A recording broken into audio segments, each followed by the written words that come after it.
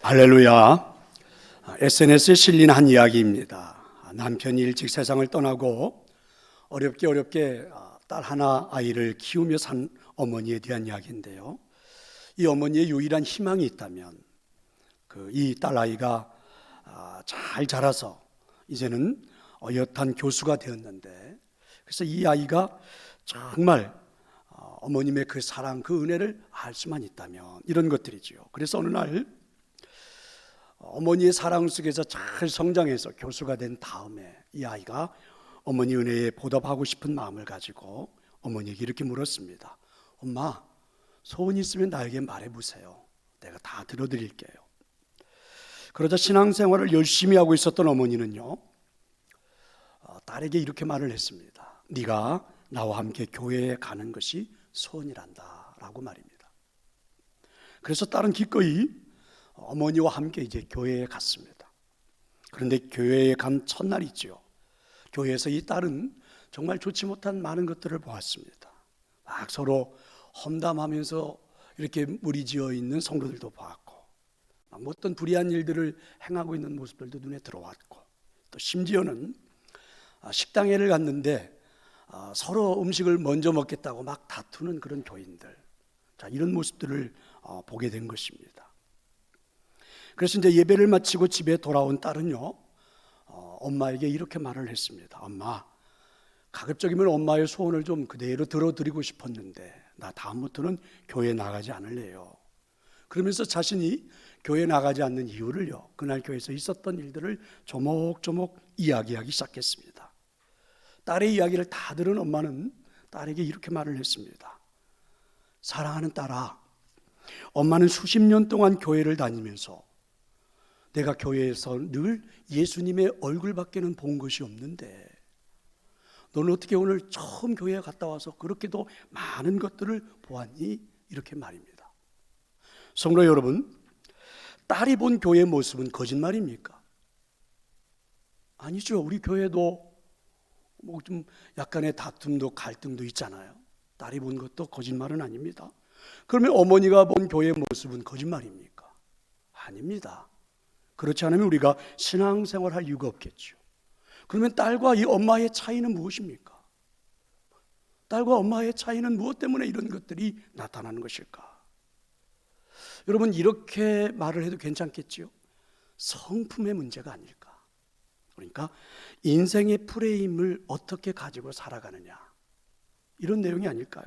그러니까 무엇을 보면서 인생을 살아가는가, 이게 엄마와 딸의 차이가 아니겠는가?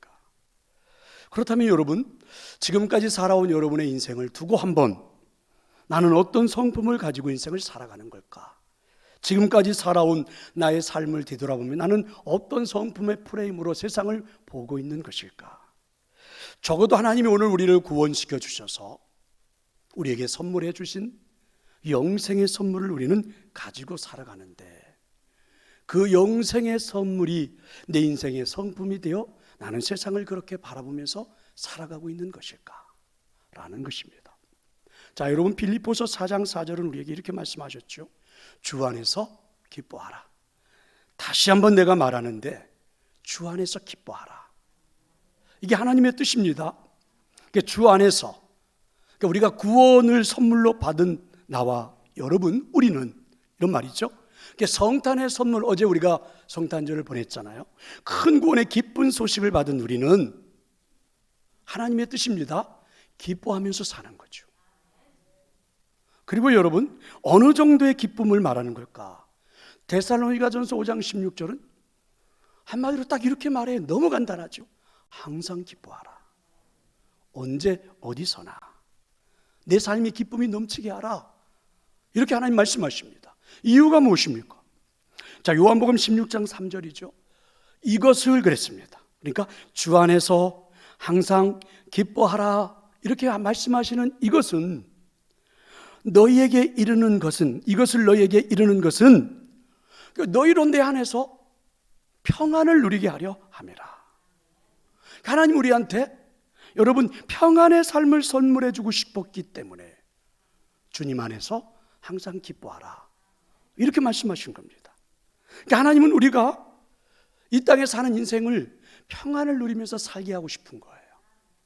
그게 하나님의 마음입니다.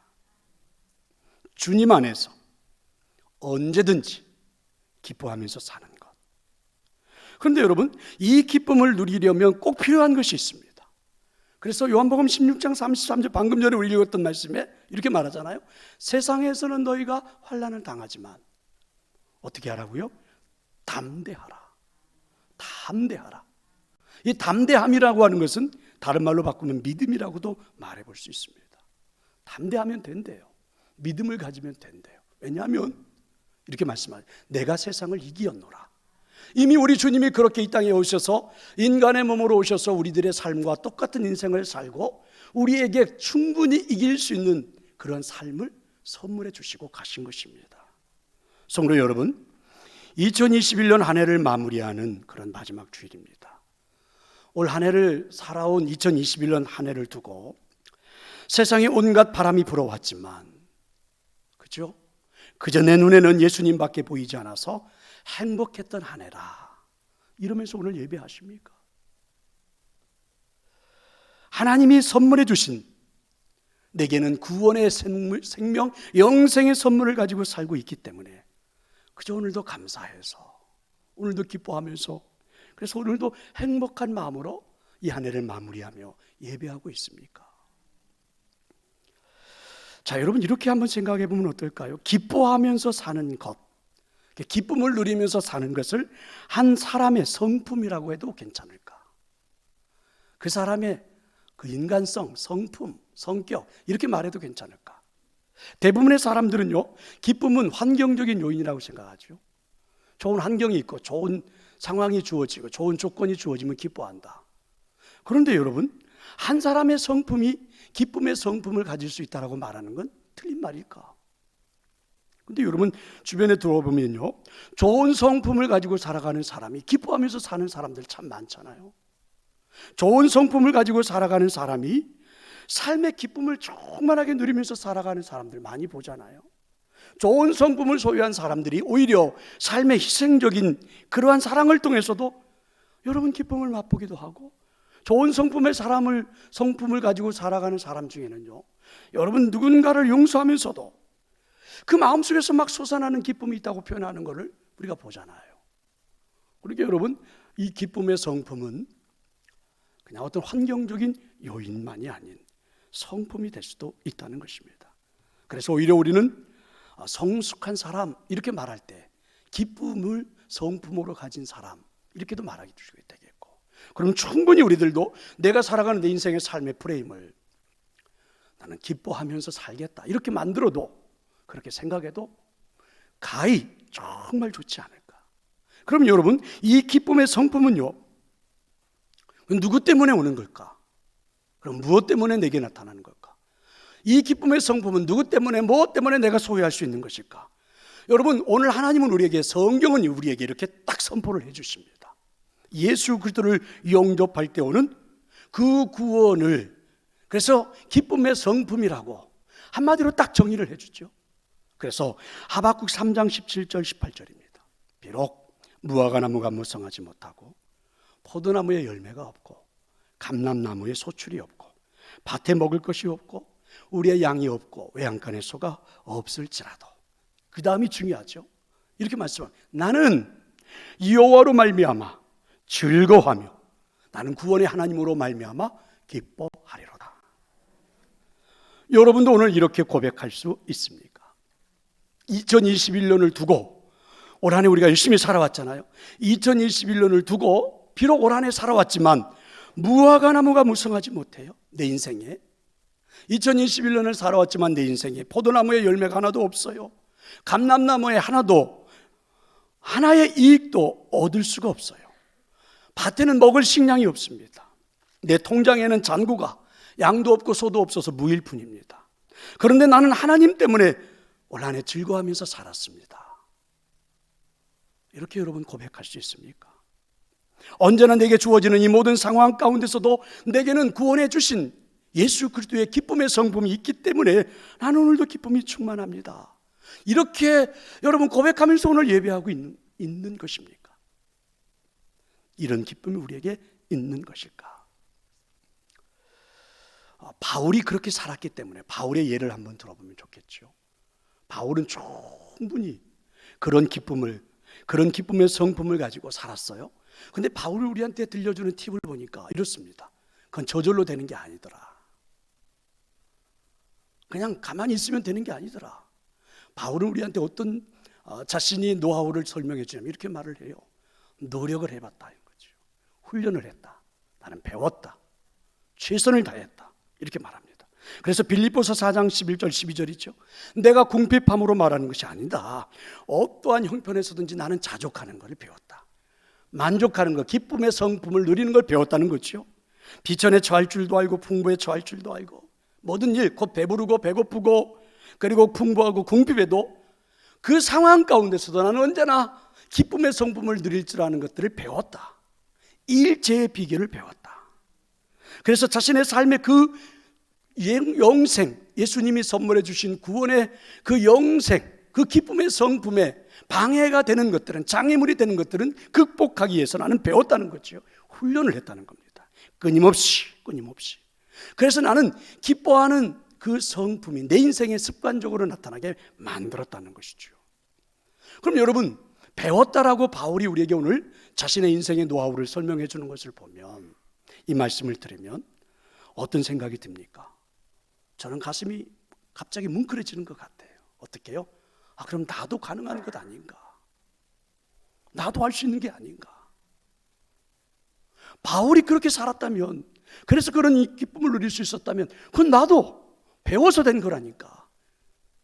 원래 그런 성격을 타고난 사람이 있어요. 이렇게 사람들은 말하는데, 그게 아니라 배워서 자신은 그렇게 그 성품을 소유할 수 있었다고 한다고 하면 얼마나 여러분 가슴이 뜨거워집니까? 나도 가능하다니, 나도 그렇게 할 수 있다니. 너무 놀랍지 않습니까? 그 다음에 2021년을 돌아보면서, 어쨌든 올 한 해를 살아서 여기까지 왔으니까 올 한 해를 돌아보면서, 그리고 여러분 지금까지 살아온 여러분의 인생을 다 두고 반드시 우리는 오늘 이 자리에서 결단을 해야만 합니다. 어떻게 해요? 기쁨의 성품을 소유하고 싶다. 2021년 아무것도 내게 열려진 열매가 없어도, 내가 지금까지 살아온 내 인생에 누군가에게 내놓을 만한 환경적인 요인이 없다 할지라도 나는 지금부터 내 인생을 기쁨의 성품을 소유한 자로 살아가고 싶다. 이렇게 결단을 해야 한다는 것입니다. 여러분, 그러면 어떤 분은 이렇게 물을지 모르겠죠. 왜 그렇게 해야 됩니까? 내가 왜 그렇게 해야 돼요? 그럼 저는 그런 분들에게 오늘 하나님의 음성을 이렇게 들려주고 싶습니다. 그래야만 여러분 다음 주가, 그래야만 2021년 1월의 첫 주가 기대가 되지요. 여러분, 그래야만이 지금까지 살아온 내 인생보다 내일이 기대가 되고, 지금까지 살아온 내 삶보다 여러분 1년 후가 기대가 되고, 그래야만이 여러분 내가 살아가는 내 인생에 내 자녀들에 대한 기대가 생기고, 그런 결정, 그런 결단, 그런 성품으로 만들어 놓지 않으면 여러분 기대할 수가 없는 것 아닙니까? 그래서 우리 인생의 가장 중요한 이 시간은 결단의 시간입니다. 어떤 결단요? 배워보겠다라고요. 무엇을 말입니까? 주 안에서라는 결단, 주 안에서라는 것을 배워볼 수 있기를 축원합니다. 바울이요, 자신은 배웠다라고 하는 말을 할 때, 자족하는 것을 배웠다 그럴 때 누구한테 배웠냐면 주님한테 배웠다는 것입니다. 그래서 주님 안에서예요. 일체의 비결을 배운 것도 주님 안에서, 주 안에서라는 말씀, 그래서 가장 중요합니다. 바울은 우리에게 딱 한마디 해주는 거예요. 언제나 주 안에 서 있으면 돼요. 이렇게 말씀해 주는 겁니다. 그러면 주 안에서 기쁨을 누리기 위해서, 그렇죠? 가장 경계해야 하는 것이 무엇입니까? 주 안에서 기쁨을 누리기 위해서 반드시 결단해야 되는 것이 무엇입니까? 이제 한번 생각을 해보려고 하는데, 주 안에서 서기 위해서, 결단하기 위해서 정말 우리를 방해하는, 그것 때문에 지금까지 되지 않았거든요. 그래서 오늘 우리가 반드시 한번 짚고 넘어가야 되는 그런 순간입니다. 주 안에 서기 위해서 정말 우리를 힘들게 하고 우리를 넘어뜨리고 우리를 유혹하고 있는, 그래서 이 시간 우리를 반드시 결단해야 되는 것이 무엇일까? 첫째, 환경에 의해 좌우되지 않기로 결단하는 겁니다. 환경에 의해 좌우되지 않기로 결단하자. 사도 바울은 어느 순간인가 이렇게 결단을 했어요. 이제부터, 화면을 한번 보세요. 이제부터 내가 환경에 거하는 것이 아니라 주님 안에 거하기로 하겠다. 바울이 이렇게 결단을 했어요. 그런데 놀라운 변화가 인생에 찾아온 겁니다. 어떤 변화입니까? 어떤 변화일까요? 바울이 살아가는 인생 모두가 주 안에서 사는 인생이 되어버렸어요. 바울의 인생에서 일어나고 있는 모든 사건이 다 주 안에서 일어나는 사건이 되어버렸어요. 그래서 사도 바울은 계속해서 말하는 겁니다. 주 안에서 기뻐하라. 주 안에서, 주 안에서, 주 안에서. 환경은 늘 변하는 거죠. 환경은 늘 변합니다. 2021년도 그랬고, 여러분 코로나 바이러스라는 환경이 우리 앞에 나타날 줄 예측도 못했는데 그렇게 우리에게 찾아왔잖아요. 앞으로는 또 어떤 환경이 찾아올지. 환경은 늘 변해요. 그런데 주 안에 거한다는 사실은, 주 안에 있는다라고 하는 사실은 불변입니다. 변하지가 않아요. 반드시 여러분이 예수 그리스도를 구주로 영접하고 교회 안에 있는 한 주 안에 서는 건 변하지 않습니다. 바울이 감옥에 있을 때죠. 애매하게 억울하게 감옥에 들어갔습니다. 그의 환경은 감옥 아닙니다. 그런데 바울은 감옥 안에서도 내가 감옥 안에 있는 게 아니라 나는 주 안에 있다, 이렇게 믿는 겁니다. 여러분 놀랍지 않아요? 사람들은 다 바울을 보고 감옥 안에 있다고 그랬어요. 그런데 바울 자신은 나는 주 안에 있다. 그리고 그 안에서 바울은 신라와 함께 찬양했어요. 노래했어요. 그랬더니 여러분 정말 기가 막힌 일이 일어났습니다. 글쎄 그 감옥의 문이 지진이 나고 그러면서 그 문이 열려버린 겁니다. 내 손에 차놓았던 착고의 쇠고랑이 풀려버린 겁니다. 주 안에 서 있으니까. 존 템플턴이 쓴 성공론이라는 책에 보면요, 아브라함 링컨에 대한 이야기 하나가 나옵니다. 아브라함 링컨이 미국 대통령으로 재직할 당시입니다. 그가 뭔가 일만 하려고 하면, 어떤 것들 프로젝트를 만들어내기만 하면 반드시 문제점을 찾아내서 사사건건 시비하던 장관 한 사람이 있었지요. 링컨 대통령이 어떤 사항에 대해서 관심만 가지면 이 사람은 반드시 반대합니다. 그래서 같이 일하던 장관들이 내기를 했어요. 이번에 저 링컨 대통령이 낸 문제에 대해서, 사건에 대해서, 일에 대해서 저 사람이 반대할까 안 할까, 우리 점심 내기하자, 막 이럴 정도였어요. 얼마나 힘이 들었겠습니까? 이런 일이 계속되자 어느 날 한 장관이 링컨 대통령을 찾아와서 건의를 했습니다. 왜 그 사람을 해임하지 않고 그렇게 힘들게 사냐, 그렇게 힘들게 대통령을 하고 있느냐, 그 사람을 해임해버리지, 대통령 정도 됐으니까, 이렇게 건의를 했습니다. 그러자 링컨이 그 사람에게 내가 젊었을 때 있었던 이야기인데 한번 들어볼래요? 하던 이야기를 했어요. 링컨이 시골길을 가다가 한 농부가 밭에서 이 밭을 갈고 있는데 말이, 우리는 뭐 소가 끌지만 말이 그 쟁기를 끌고 가면서 그 밭을 경작하는 걸 발견한 겁니다. 가까이 가서 그 농부에게 인사를 하려고 가까이 갔습니다. 가서 보니까 그 말에 막 파리떼들이 잔뜩 붙어가지고, 그죠? 말이 막 그 꼬리로 파리를 쫓으려고 막 이렇게 안간힘을 쓰는 모습을 보고 안타깝더래요. 파리가 워낙 많이 붙어서. 그래서 링컨이 그 파리를 떼주려고 말의 그 등을 치려 하는 순간 농부가 말렸어. 그러지 마라, 그러지 말아라.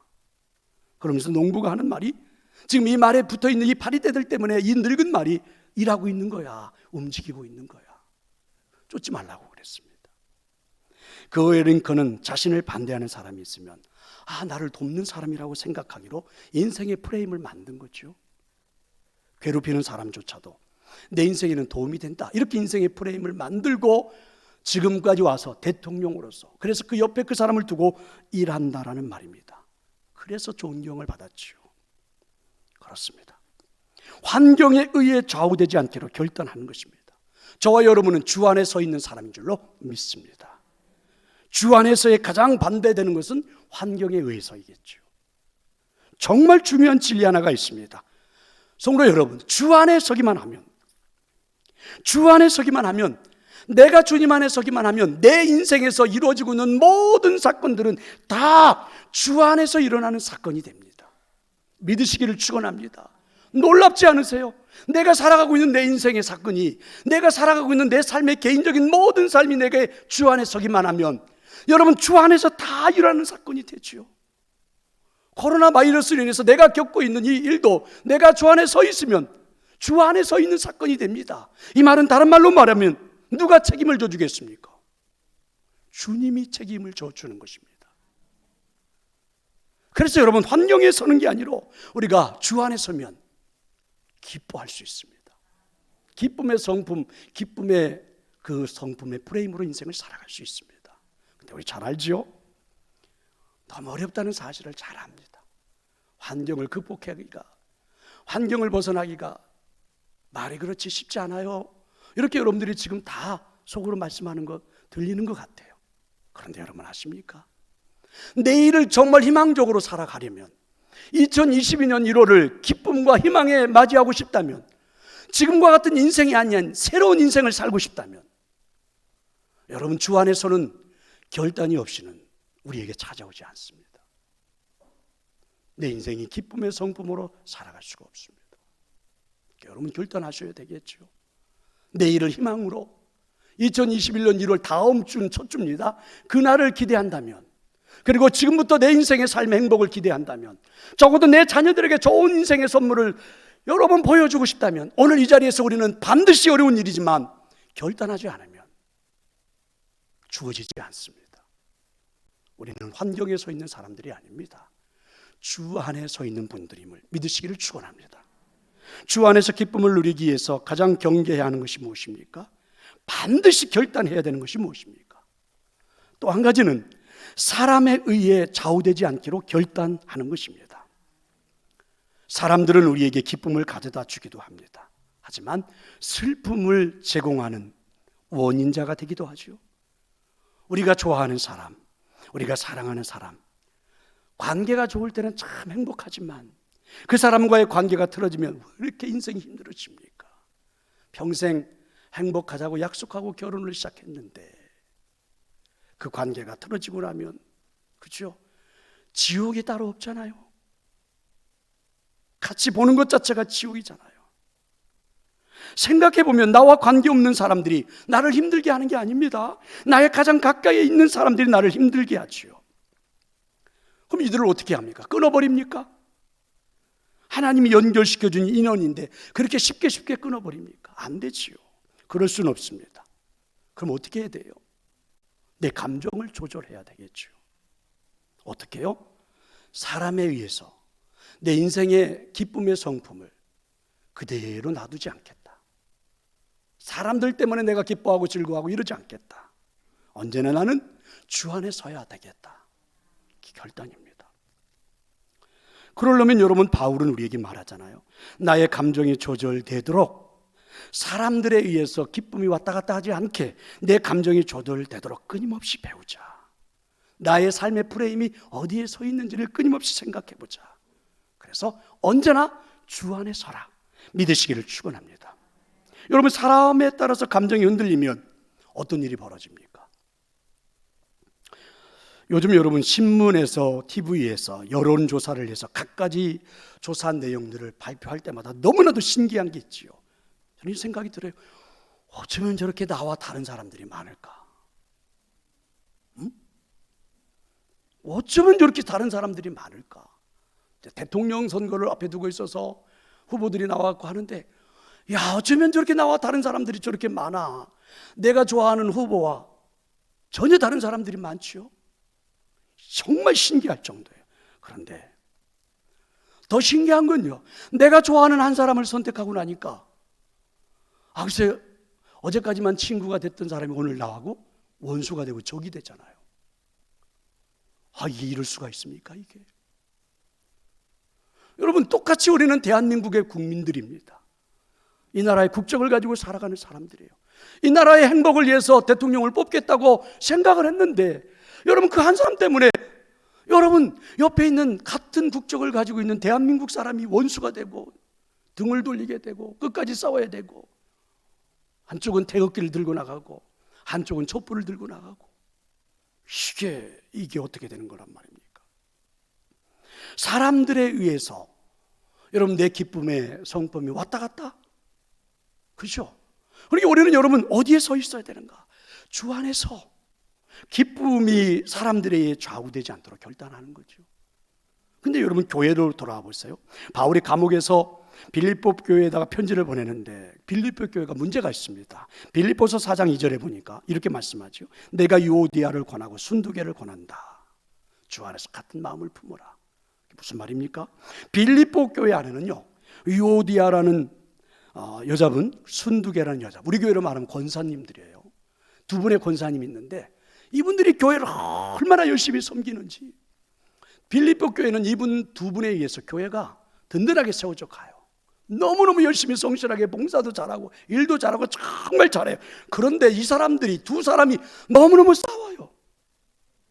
계속해서 갈등을 만들어내서 빌립보 교회 안에 나타나야 될 기쁨을 다 뺏어가 버리는 거예요, 이 두 여인이. 그리고 이 사람들은요, 자신들이 열심히 있기 때문에 주장하는 내용도 많아요.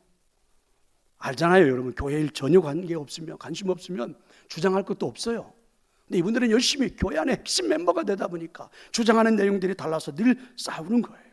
그래서 생각해 보니까, 여러분, 교회는 사람을 세워주는 곳입니다. 교회는 사람들을 세워가는 곳이 교회죠. 그러나 이 두 사람들 때문에 교회가, 여러분, 공동체가 기쁨을 잃어버려서는 안 되죠. 사람들 때문에. 도대체 누구 편에 서야 합니까? 유오디아 편에 서서 순두교 편에 서 있는 사람들을 끝까지 적으로 돌리고 기쁨을 잃어버리고 신앙생활을 해야 합니까? 그건 아니잖아요. 그러니까 여러분, 이런 일들로 이 사람 때문에 기쁨이 빼앗겨지는 공동체가 돼서는 안 되죠. 그러니까 우리는 사람에 의해서 좌우되지 않는 것. 그러면 한번 생각을 해볼래요? 우리에게 기쁨을 가져다주는 성품으로 인생을 살겠다고 할 때에 주님의 마음, 그래서 사람에 의해 좌우되지 않겠다는 마음이 어떤 거냐? 흔히 우리 이렇게 말하잖아요. 누군가 나한테 상처를 주었어요. 그래서 나는 상처를 받았습니다. 그리고 또 누군가에게 내가 상처를 줄 수도 있겠지요. 그런데 여러분, 다 생각을 해볼래요? 사실은 상처를 받기도 하고 상처를 줬다는 말을 사용하는데, 엄밀하게 따져보면 그 사람이 주었던 상처가, 그것이 상처가 되느냐 안 되느냐는 전적으로 나에게 달린 특권입니다. 내 문제지, 그 사람의 문제가 아니에요. 그 사람과 어떤 관계를 만들어 나가는 것은 나에게 주어진 특권입니다. 우리는 다 저 사람 때문에 상처받았다, 저 사람 때문에. 그런데 아니에요. 요한복음 16장 33절, 오늘 하나님 주신 말씀해 보세요. 이것을 너희에게 이르는 것은, 이렇게 말하죠. 너희로 내 안에서 평안을 누리게 하려 함이라. 이미 하나님 우리한테 평안의 선물을 주신 겁니다. 세상에서는 너희가 환난을 당하나, 봐요, 세상에서는 너희가 환난을 당하나, 우리가 선택하는 거예요. 나는 담대하겠다. 이미 주님이 이겼으니까 나는 그 행복을 누리겠다. 이렇게. 그런데 우리가 왜, 여러분, 주님이 내 안에 심어주신 그 행복, 그 평안을 사람들 때문에 거절하는 겁니까? 그건 내가 하는 거란 말이죠. 내가 특권을 잘 사용하는 거죠. 저 사람 때문에 내 인생의 기쁨을 잃어버리지는 않겠다. 하나님 내게 만들어주신 그 평안을 무너뜨리지는 않겠다. 설령 그 평안을 지키기 위해서 내가 사용하는 방법이 용서라면 용서도 해보겠고, 용납이라면 용납도 해보겠다. 이렇게 결단하라는 것입니다. 왜요? 그만한 충분한 능력이 우리에게는 있다는 겁니다. 예수님을 구주로 영접하는 순간 주님의 능력은, 그 정도의 능력은 충분해요. 그러니까 어떻게 하자고요? 정말 어려운 일이죠. 여러분, 사람 때문에 기쁨이 왔다 갔다 하는 것 우린 다 겪고 있습니다. 아침에 일어나서 여러분, 아내 때문에 기분 언짢아가지고 오늘 지금 내내 기분 나쁜 분들 있죠. 남편 때문에 기분 나빠갖고 오늘 내내 지금 안 되는 분들, 또 아이들 때문에 그런 분들, 아니면 또 교회 와서 언뜻 누구 때문에. 그래요, 여러분, 참 어려운 일입니다. 너무너무 힘들고 어려워요. 우리 모두가 겪고 있는 일들이에요. 그런데 여러분, 정말 내일에 대한 희망을 갖고 싶다면, 2021년 1월을 새롭게 시작하고 싶다면, 적어도 지금과 같은 인생이 아닌 내 인생의 행복을 누리고 싶다면 해야 되는 일입니다. 반드시 해야 하는 일입니다. 사람에 의해서 내 인생의 기쁨을 좌지우지하지 않겠다. 내 인생의 기쁨은, 그 성품은 주님 안에서 이루겠다. 이런 결단이 필요합니다. 믿으시기를 축원합니다. 주 안에서 기쁨을 누리기 위해서 가장 경계해야 하는 것이 무엇입니까? 반드시 결단해야 되는 것이 무엇입니까? 세 번째는요, 염려하지 않기로 결단하는 것입니다. 여러분 아세요? 한번 화면을 보실래요? 염려하지 않는 비결을 제가 가르쳐 드릴게요. 염려하지 않는 비결 가운데 가장 중요한 것은요, 염려하지 않기로 결심하는 거예요. 그렇게 쉬운 걸 옆에 놔두고 우리가 그동안에, 그렇게 여러분 다른 거 없습니다. 내가 염려하지 않겠다, 이 시간 결심하면 돼요. 아멘을 별로 안 하시네. 우리의 기쁨을 앗아가는 가장 큰 적은 염려입니다. 여러분, 오늘날 약 중에서 가장 많이 팔리는 약이 신경안정제라고 그러죠. 요즘 현대인들에게 가져다주는 질병 중에 가장 고통스러운 질병, 그리고 기하급수적으로 늘어나고 있는 질병이 공황장애랍니다. 실제로 일어나지 않은 일들이 나에게 일어날 것 같은 생각, 그래서 내가 죽을 것 같아요. 사람들이 옆에서 보면 진짜 아무것도 아닌 것 같은데 이 사람은요 죽을 것 같아. 그래서 막 너무너무 어떻게 할 수가 없어요. 이게 공황장애죠. 우리가 큰 사고를 겪어보고 나면 수년 동안 고통을 겪잖아요. 교통사고를 한번 크게 나보고 나면 운전대에 앉을 때마다 여러분 염려가 되잖아요. 이거 어떻게 오늘 어떻게 아무것도 안 일어났어요. 일어나지 않았는데 또 내가 여러분 염려한다고 가든 그 교통사고 날 만한 게 안 나고 이러는 것도 아니에요. 그런데 여러분 우리는 그 염려 때문에 우리 인생의 그 기쁨의 성품, 하나님 만들어주신 주 안에서 성품의 프레임을 다 잃어버린 거예요. 염려 때문에. 그래서 성경은 우리에게 말해줘, 결단하라. 아주 쉬워요. 내가 염려하지 않기로 결단하면 돼요. 믿으시네요. 아멘을 하셔야 되는데. 여러분, 그 북한의 김일성 생전에 이런 일들이 있었다고 그러죠. 녹음을 해서 보고해주고 또 그를 늘 웃겨주는 그 만담조를 운영했다고 그래요. 만담조. 그러니까 18살 미만의 그 처녀들의 늘 옆에서 다니면서 시중을 들어주는 거래요. 그래서 김일성에게 보고할 사항, 아주 중요한 것이라든지 기분 좋은 것들만 싹 골라가지고 녹음을 해놓았다가 이 시중 두는 처녀들과 산책을 하고 있다가 눈치를 봐가지고 이 처녀들이 김일성이 기분이 좋을 때 싹 틀어준대요. 그 녹음한 내용을. 그리고 이 만담조는 7명의 젊은 남녀로 구성된 한 팀이 있어서 매일 한 번씩 돌아가면서 그 앞에서 레퍼토리의 익살과 해악으로, 그래서 김일성에게 늘 다른 이야기를 가지고 웃음을 선사해 준대요. 그렇게 해서 건강하게 살게 해주려고. 근데 여러분 우리는 무슨 우리 옆에 만담조가 있는 것도 아니고 그걸 둘 수도 없고 어떻게 하면 좋아요? 결단하는 겁니다. 어떻게 결단합니까? 주 안에서 섰다. 믿으시기를 축원합니다. 다시 말하지만 여러분 내 인생이 오늘보다는 나은 내일이 된다고 하면 2022년 1월을 희망적으로 시작해 보겠다고 한다면 조금 더 여러분 행복한 인생을 시작해 보고 싶다고 한다면 반드시 해야 하는 결단입니다. 믿으시기를 축원합니다. 주 안에서 기쁨을 누리기 위해서 가장 경계해야 하는 것이 무엇입니까? 반드시 결단해야 되는 것이 무엇입니까? 네 번째는요, 물질에 흔들리지 않겠다고 결단하는 것입니다. 경제적인 어려움을 겪어보지 않은 분들이 어디 있습니까? 경제적인 압박이 우리를 얼마나 힘들게 하는지, 경제적인 압박이 우리의 가정의 평안을 뺏어가는 것 잘 알고 있습니다. 물질의 어려움은 우리가 누려야 할 기쁨을 다 뺏어가 버리는 것 다 경험해 보았습니다. 그런데 여러분, 오늘 예수 그리스도가 우리를 구원시켜 주신 믿음의 눈으로, 예수님의 그 생명의 눈으로 바라볼 때 가난이 우리를 불편하게 하는 건 사실이에요. 불편한 건 사실입니다. 그러나 여러분, 신앙적인 눈으로 바라볼 때 가난이 우리를 불행하게 만들도록 내버려 두어서는 안 되겠죠. 우리가 선언을 해야 합니다. 가난으로 인해서 내 인생을 불행하게 만들지는 않겠다. 그래서 여러분, 빌립보서 4장 19절도 보면 바울은요, 빌립보 교인들에게 나의 하나님이 그리스도 예수 안에서 영광 가운데 큰 풍성한 대로 너희 모든 것을 채울 거다. 빌립보 교회 안에도 이런 가난 때문에 어려운 성도들이 있으니까 권면한 거죠. 바울도 그런 경험을 했습니다. 그래서 빌립보서 4장 11절 12절 내가 궁핍함으로 말하는 게 아니다. 어떤 형편에든지 나는 자족하기를 배웠는데 비천에도 처해봤고 풍부에도 처해봤고 배부르고 배고프고 궁핍하고 풍부하고 여기서 일체의 비결을 배웠다. 바울도 그렇게 고백을 했습니다. 그러면 여러분, 언제나 우리가 서 있어야 하는 자리는 주 안에서입니다. 주 안에서. 물질 안에 서 있는 그 순간, 여러분, 설령 세상이 온통 돈에 움직여지고 있지만, 세상 모두가 돈에 의해서 다 움직여지는 자본주의 세상인 것도 사실이지만 부인할 수도 없고 거부할 수도 없고, 그것 때문에 오늘도 우리는 일하는 사람들이 있는지도 모르지만, 그럼에도 불구하고 우리가 해야 하는 훈련, 그럼에도 불구하고 오늘도 끊임없이 우리가 우리 자신을 처해서 복종해야 되는 것은, 일제의 비결을 배워야 하는 것은 주님 안에 서는 것입니다. 돈 앞에 서는 게 아니란 말입니다. 그게 오늘 우리에게 하나님이 요구하시는 결단입니다. 믿으시기를 축원합니다. 결론입니다. 여러분은 왜 짜증을 내십니까? 여러분 왜 짜증을 내시나요? 어떤 때에 자녀들에게 화를 내십니까? 어떤 경우에 만나는 사람들에게 화를 내십니까? 여러분, 기뻐하지 못하고 화를 내는 것은 결국 내 안에 채워지지 못한, 그리고 내 안에서 조바심을 내고 있는 것들, 결국은 나의 부족함이 밖으로 표출되는 게 화 아닙니까? 불평 아닙니까? 짜증 아닙니까? 원망 아닙니까?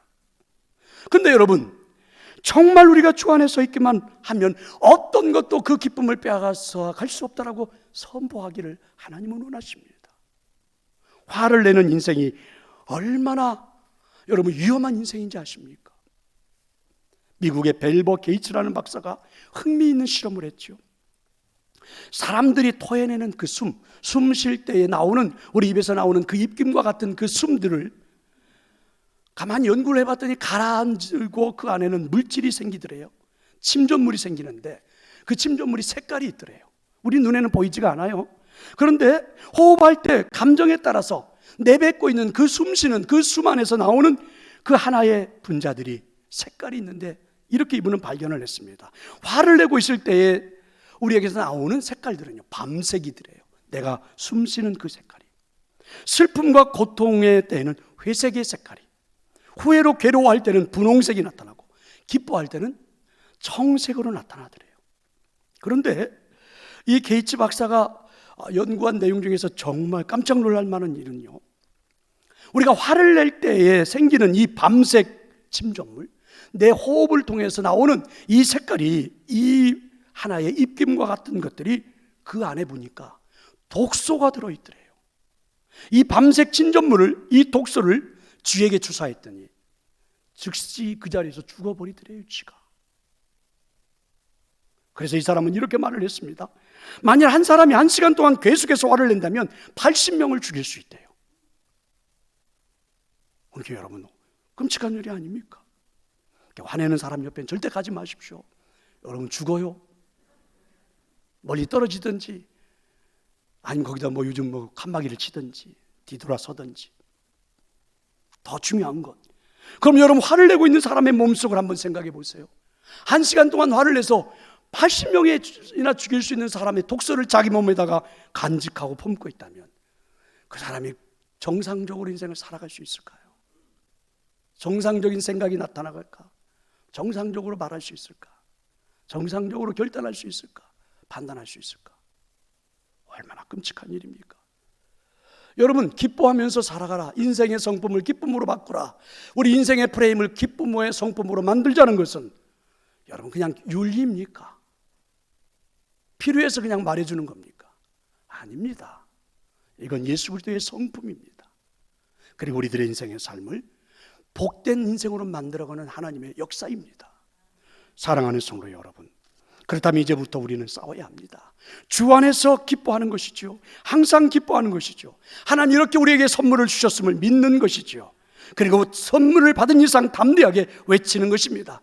외칠 때마다 나는 반드시 이긴다고 믿는 것입니다. 어떻게 해요? 환경에 의해서 기쁨을 잃어버리지 않겠다. 사람 때문에 기쁨을 잃어버리지 않겠다. 염려 때문에 기쁨을 잃어버리지 않겠다. 물질 때문에 기쁨을 잃어버리지 않겠다. 이렇게 내가 외치고 고백하고 고백하는 것은 내가 주 안에 서 있겠다는 결단이기도 합니다. 내가 주님 안에 서 있겠다는 구원의 감격이 회복되는 것이기도 합니다. 만약에 이렇게 우리가 올 한 해를 마무리할 수 있다면, 지금까지 살아온 내 인생을 두고 오늘 이 시간 이 자리에서 여러분이 결단할 수 있다면, 여러분에게 내일은 기대가 됩니다.